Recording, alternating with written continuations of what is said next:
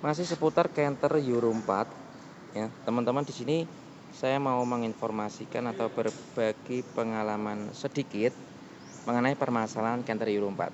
Nah, sebenarnya itu Canter Euro 4 ini mesinnya bagus ya, teman-teman ya.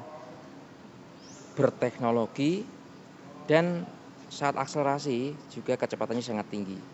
Nah, kebanyakan yang membuat engine dari Common Rail ini itu trouble ya, salah satunya adalah salah pemasangan di karoseri.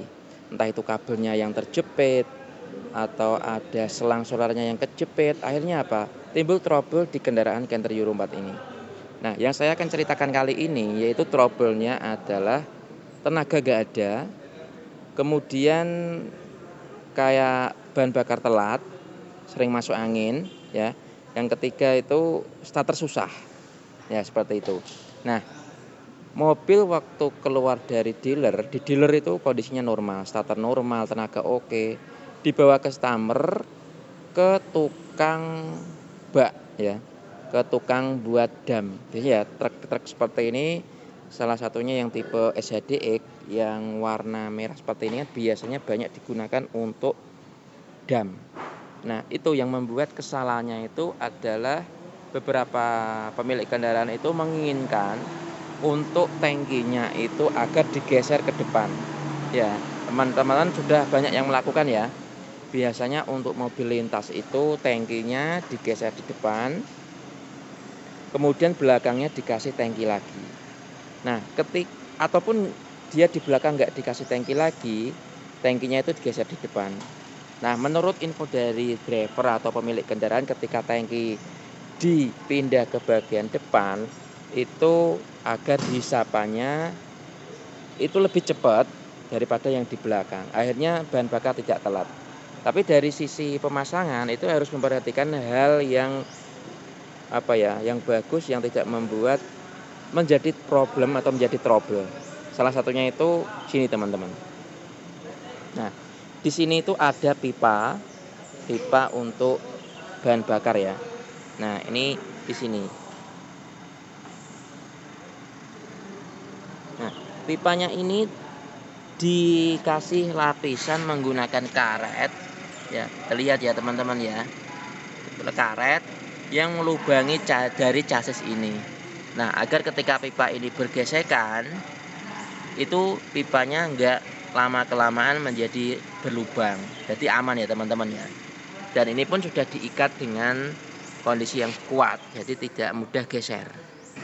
Nah, yang pernah saya alami itu begini. Ketika tangkinya ini digeser ke depan, ya. Di sini itu ternyata ikut terdorong oleh rumah tangki ya, seperti dari rumahnya ini, kemudian tangkinya. Akhirnya apa? Ini agak penyok, agak tertekuk ya, sehingga aliran solar dari tangki ke sistem common rail ke filter solarnya pun agak terhambat. Akhirnya apa?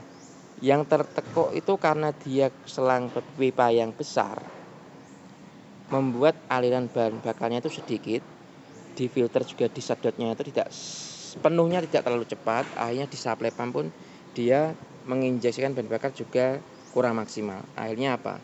Starter susah. Ketika mesin sudah hidup, tenaganya nggak ada, kayak berebut-berebut gitu ya, teman-teman ya. Nah, jadi ketika Anda mau geser tangki ke bagian depan, yang menurut Anda atau teman-teman yang lainnya ketika digeser ke depan itu agar hisapannya itu tidak telat, itu ya gimana ya, mungkin apakah mitos atau memang benar terjadi, tapi kebanyakan memang tangkinya itu digeser ke depan. Dan ketika digeser ke depan harus tetap memperhatikan hal-hal yang sepele ya, yang seharusnya tadi digeser ke depan tidak ada trouble, pipanya ini kecepet, bengkok, agak tertekuk ya. Seperti kalau pipa tertekuk kan kayak gini ya, teman-teman ya, ini seperti ini ibaratkan kita pipa, ketika pipanya ini ketekuk seperti ini, nah bahan bakarnya kan menjadi alirannya tidak sempurna, agak terhambat ya. Makanya harus diperhatikan hal yang sepele seperti itu.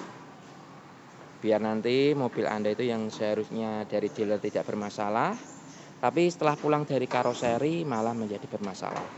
Karena biasanya karoseri itu yang penting terpasang, tidak memperhatikan beberapa hal yang membuat mobil itu menjadi masalah atau menjadi bingung ya, karena kita harus cari trouble penyebabnya. Oke, itu yang dapat saya sampaikan teman-teman. Semoga bermanfaat informasi ini kepada pemilik Canter Euro 4. Bersama saya Mas Edi di dunia otomotif.